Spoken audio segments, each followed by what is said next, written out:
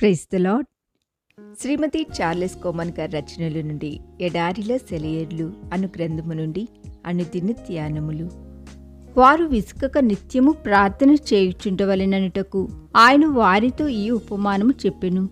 లూకాసు వార్త 18:1. విసుగు పుట్టి ప్రార్థన చేయడం మానుకోవడం అనేది క్రైస్తవ జీవితంలో అన్నిటికంటే అతి భయంకరమైన శోధన. మనం ఒక విషయం గురించి ప్రార్థన చేయడం మొదలు పెడతాము. ఒకరోజు, ఒక వారం, మహా అయితే ఒక నెల రోజులు దేవుడికి విన్నవించుకుంటాము. ఏది ఖచ్చితమైన సమాధానం రాకపోతే విసిగెత్తి ఇక బొత్తిగా ప్రార్థించడమే మానుకుంటాము. ఇది చాలా ప్రమాదకరమైన పొరపాటు. ఇది ఆరంభ శూరత్వం. కనిపించిన ప్రతి పని మొదలుపెట్టి ఏది పూర్తి చేయలేని పరిస్థితి. ఇది జీవితం నాశనం కావడానికి హేతువు. కార్యాన్ని మొదలుపెట్టి పూర్తి చేయకుండా వదిలేసే పద్ధతిని అలవాటు చేసుకున్న వ్యక్తి పరాజయాలను అలవాటు చేసుకుంటున్నాడన్నమాట. ఒక ప్రయోజనం కోసం ప్రార్థించడం మొదలుపెట్టి సరైన జవాబు దొరికేదాకా ప్రార్థించని ప్రతి వ్యక్తి ఇదే అలవాటు పడుతున్నాడు. ప్రార్థనలో విసుగు చెందడం అంటే ఓడిపోవడం. ఈ ఓటమి ప్రార్థన అంటే అనాశక్తి, విశ్వాసం లేకుండా చేస్తుంది. జయ జీవితానికి ఇది ప్రక్కలో బల్లెం లాంటిది. అయితే కొందరు అడుగుతారు, ఎంతకాలం ప్రార్థన చేయాలి?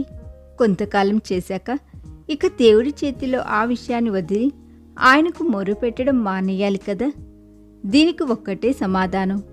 మీరు అడిగిన విషయం మీకు దొరికేదాకా ప్రార్థించాలి, లేక అది దొరుకుతుందన్న నిశ్చయత మీ హృదయంలో కలిగేదాకా ప్రార్థించాలి.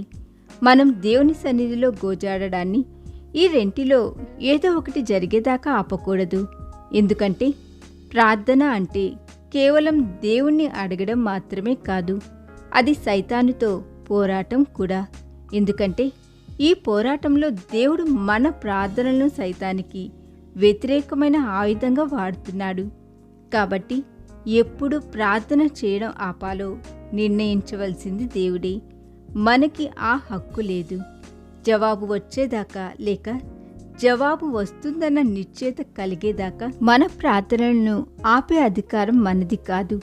మొదటి సందర్భంలో అయితే సమాధానం మన కంటికి కనిపించింది కనుక ప్రార్థించడం మానేస్తాము. రెండో సందర్భంలో అయితే సమాధానం వస్తుందని నమ్ముతాము కనుక మానేస్తాము.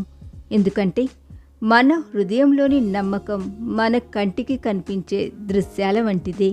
ఎందుకంటే ఈ నమ్మకం దేవుని నుండి, దేవుని వలన కలిగిన నమ్మకం.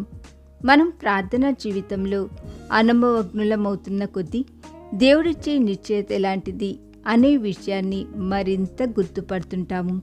ఆ నిశ్చయతను ఆధారం చేసుకొని ఎప్పుడు నిశ్చింతగా ఉండవచ్చు, లేక ఎలాంటి పరిస్థితిలో మన ప్రార్థనను కొనసాగించాలి అనే సంగతి మనకు అర్థమవుతుంది. దేవుని వాగ్దానాల మజిలీలో వేచి ఉండండి. దేవుడొచ్చి మిమ్మల్ని అక్కడ కలుస్తాడు. తన వాగ్దానాల బాట మీదుగానే నడిచి వస్తాడాయన. ఈ దిన ధ్యానము మనందరి ఆత్మీయ జీవితమునకు ఆశీర్వాదకరముగా ఉండునుగాక. ఆమేన్.